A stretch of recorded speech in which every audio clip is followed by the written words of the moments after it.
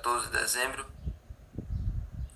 Vamos aí para uma nova etapa do livro de Josué, que vai falar sobre o cumprimento das promessas de Deus, a fidelidade de Deus, que levou o povo até onde eles estavam e que havia dado vitória sobre todos os inimigos.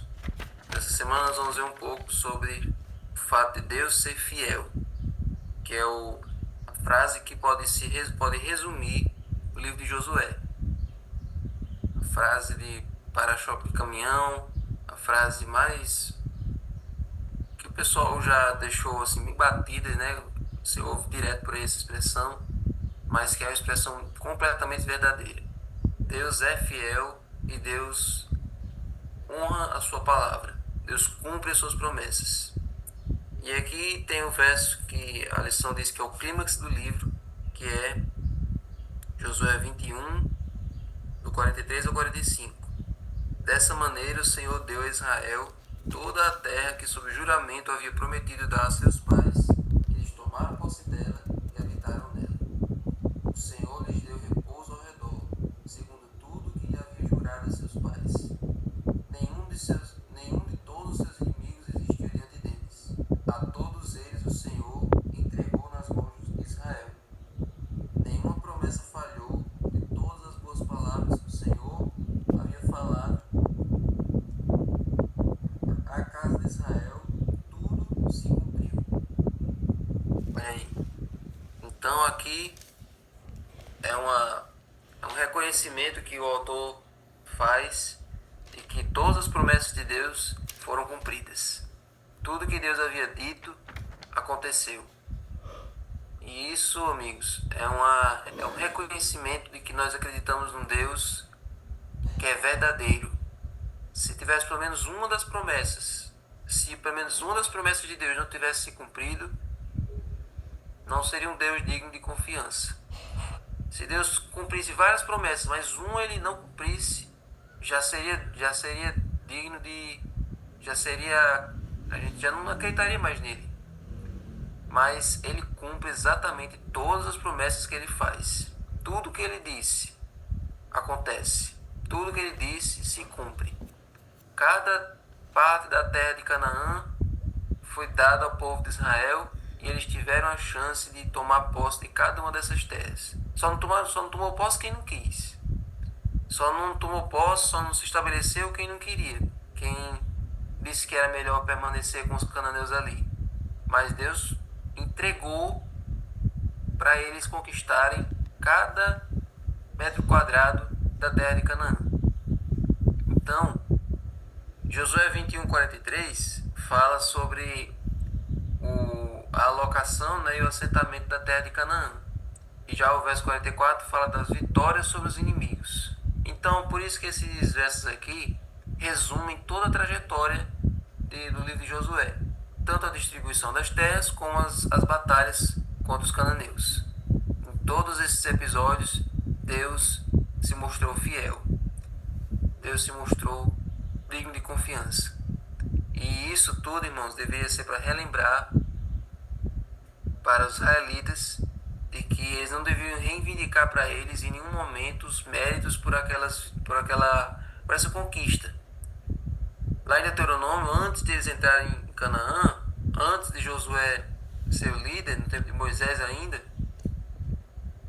Deus já havia alertado: olha, não caia na tentação de quando vocês chegarem lá, em algum momento vocês começarem a dizer assim: isso aqui eu conquistei pelo meu braço, isso aqui eu conquistei pela minha força, isso aqui foi meu trabalho árduo, isso aqui foi meu suor, isso aqui foi meu sangue, que eu conquistei essa terra aqui. Não caia na tentação de dizer isso nunca, porque vocês poderiam ter trabalhado o dobro que vocês não iam conseguir. Se vocês não tivessem a minha ajuda, se vocês não tivessem a minha força, do meu braço estendido, o meu poder, se eu não tivesse lutado através de vocês, vocês não teriam conseguido. Então não coloquem os méritos sobre vocês em momento nenhum. Não atribuam para vocês os merecimentos os merecimentos dessas vitórias que vocês conseguiram. Não foi por causa de vocês. Deus lutou através de vocês. Então, os israelitas nunca deveriam se esquecer a quem deveriam ser gratos. E aí que eu lembro da parábola da cura dos 10 leprosos. 9 foram curados, os 10 foram curados, 9 foram para o sacerdote e só um voltou para agradecer. Só o leproso voltou para reconhecer de quem tinha sido a cura. Os outros 9 foram contar para o sacerdote assim: a gente era leproso e agora a gente está curado. Mas não foram reconhecer a raiz da bênção. Só um voltou para reconhecer. Então, quantos do povo de Israel voltaram para agradecer? Quantos do povo de Israel voltaram para reconhecer de quem tinha lhes dado posse da terra? Quem atravessou com eles os 40 anos do deserto? Quem atravessou com eles o Rio Jordão? E quem deu a eles todas as vitórias da terra de Canaã?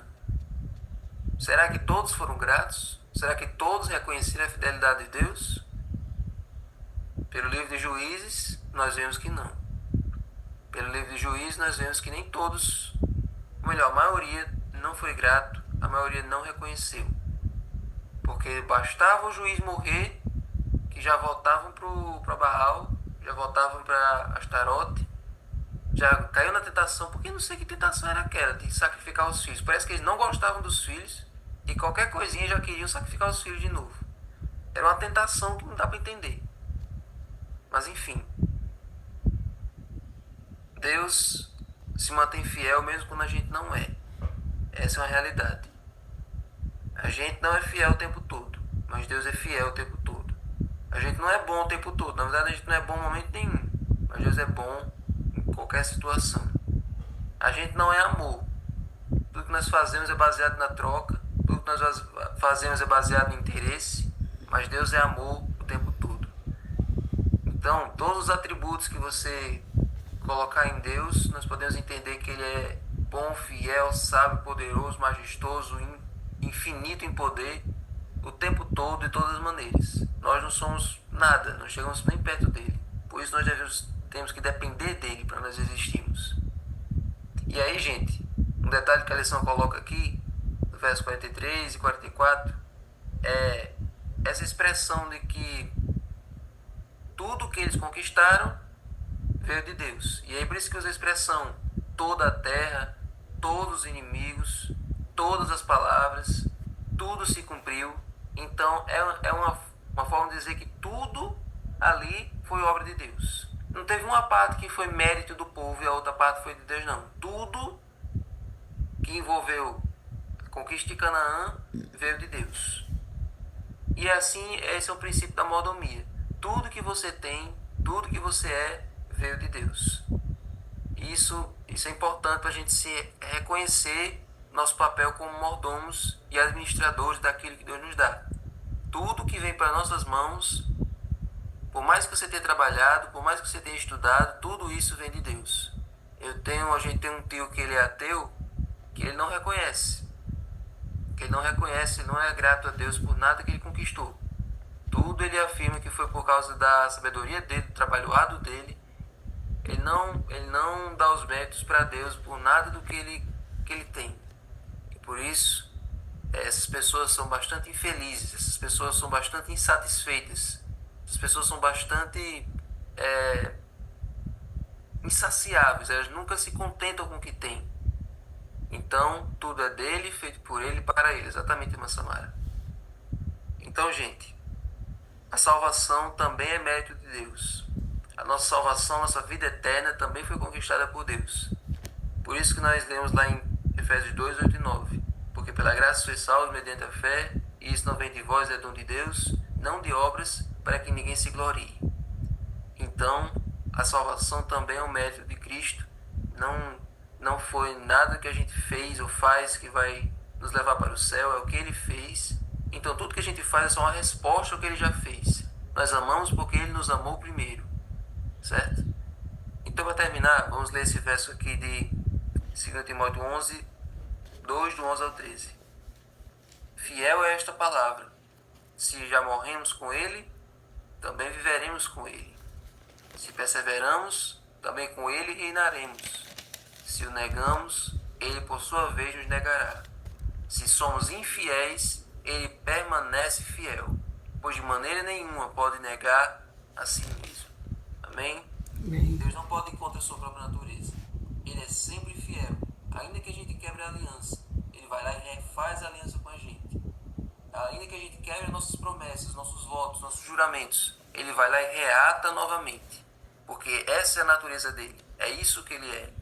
Nós somos falhos, nós fraquejamos, mas ele permanece forte. E é pela força dele que nós somos fortalecidos. Amém. É pela fidelidade dele que nós aprendemos a ser fiéis. É pelo amor dele que nós também aprendemos a ser amorosos. Amém? Amém. Senhor Deus, muito obrigado, Senhor, porque o Senhor é assim. Muito obrigado porque nós temos um Deus que é fiel, um Deus que é verdadeiro, em quem nós podemos nos apoiar em todos os momentos, em todas as circunstâncias. Nos ajuda, Senhor, a nos espelharmos em Ti, sermos um pouquinho parecidos com o Senhor e nós já vamos ser bem diferentes do que nós já somos. Agora, Senhor, abençoa o estudo do livro, nos ajuda, Senhor, a ter coragem para pedir mais e abençoa o começo dessa semana. Abençoa o pastor, Senhor, que está no processo de mudança, indo para Alagoas. Que ele seja uma bênção, Senhor, que ele seja uma luz lá naquele lugar, assim como ele foi aqui em Açu. E abençoa também o pastor Laércio que está chegando. Abençoa ele, a sua família.